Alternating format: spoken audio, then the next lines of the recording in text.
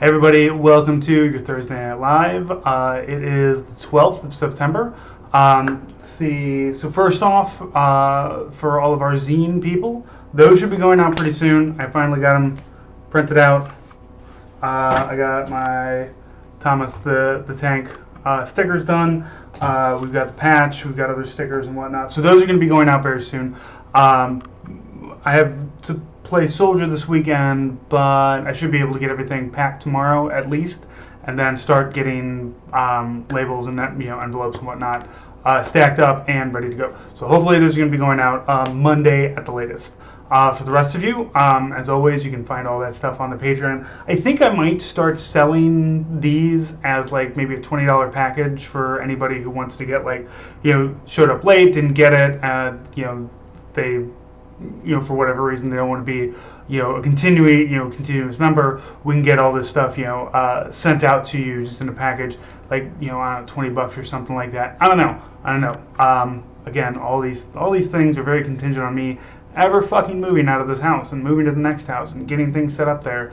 That has been a 4.5 month process at this point. So never buy or sell a house. I know probably you can't afford to, but if you ever can, just don't, because it's not that owning property is terrible. Owning property is kind of terrible, but also just the entire fucking process is a goddamn meat grinder. So other than that, if you are currently not watching me and instead watching the debates, why? I wait. I let all the media people. I let all the people who get paid to watch debates, and then comment on Twitter, and then I ignore them and go do literally anything else. Like after I get done here, the house is a wreck, so I'm gonna spend my evening. I'm gonna have a singular beer and then clean the house, because everything is just fucking mess in here. And then tomorrow I'm gonna do some real self-care. I'm gonna get up, do a light jog, go do a workout, do a light jog home. Those are the things. I discover there are times, I don't know about the rest of you. I don't know how fucking online everybody is.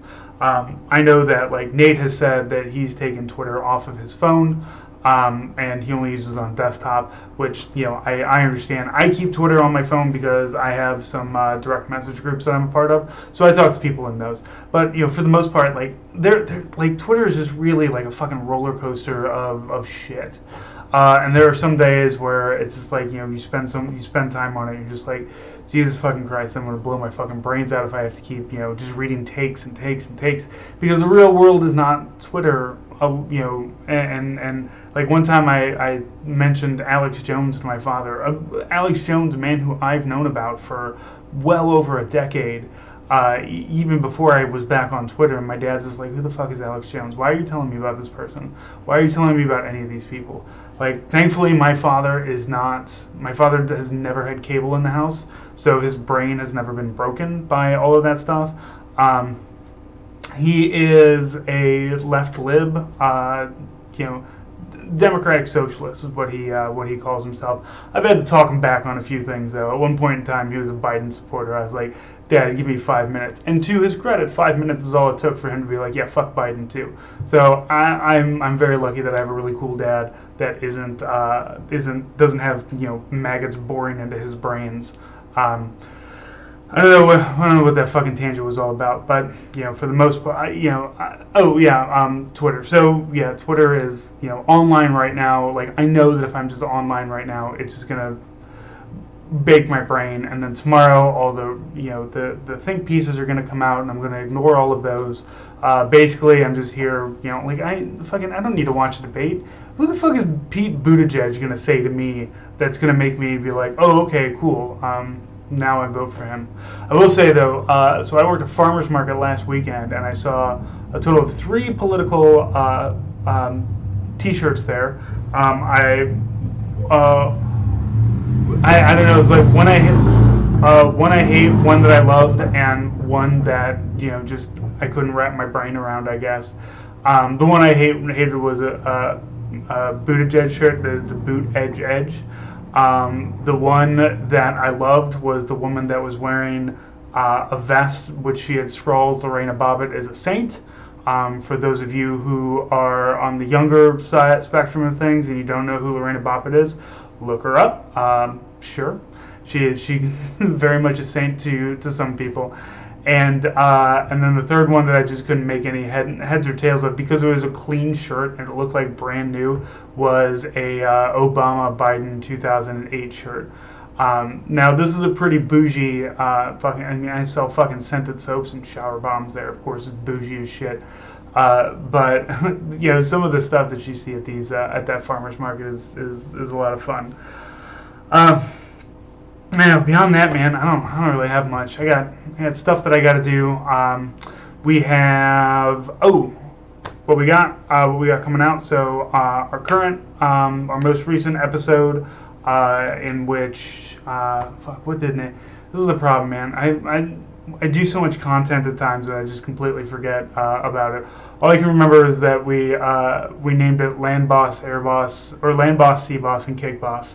And I know I made a Cake Boss joke in there, so I'm sorry that the brainworms have gotten to me.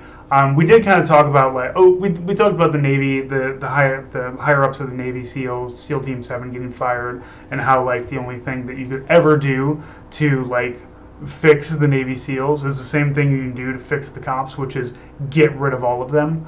And because you can't train, you can't train whatever a Navy SEAL has now out of them. You're not going to be like, well, we need to do some sensitivity training for you. It's not going to work.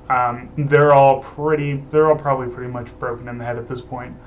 But we also have a upcoming bonus episode with Hussein Piker of the Young Turks Twitch streamer. Does a lot of great interviews.